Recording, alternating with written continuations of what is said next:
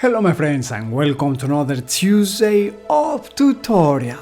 I am Leonardo Perez Nieto and today we will draw a fantasy landscape with a castle, hills and a magician. We begin by making two vertical lines for the tower of the castle, then some short horizontal ones to divide it into sections. It has a nice pointed roof with a tiny triangular flag on top. Some balconies, holes to look out, a tilted roof, and some smaller towers. Let's make one square, why not? I'm getting inspired for this on a beautiful castle from Germany. I'm not doing this very precise, I'm using a slightly dull LED because this palace is going to be far at the distance, and it will be at the border of a cliff. Then we can make another hill. We push more to make it a little bit darker. And maybe a big mountain even farther away. It is so light we can hardly see it.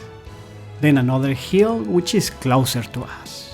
I have been using a big Kaweco LED holder which I really enjoy, and a soft graphite LED in it.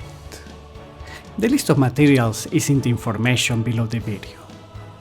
The closer the hills and the objects are, the darker I am drawing them to create the sensation of depth. And now I switch to a charcoal pencil because I want this first layer really dark. And we draw here a little magician, or a person, looking at the castle. His hair and coat blowing in the air. He has a big pole and we draw the ground. Very good! Excelente! And back to the graphite to finish the hills. As you see, I left pretty light what is right behind the magician so that he doesn't get lost. That's one trick you can use when one thing ends up right in front of another one and together they can get lost. I give the last touches to the hills and I will darken even a little bit more with another layer, this first one. Let's make a few more trees over here and then very so lightly some clouds over there. I'm not even sure if you can see them, they are so light. And it's ready!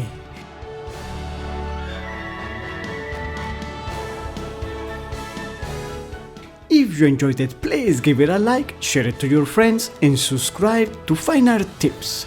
And I will see you on Tuesday.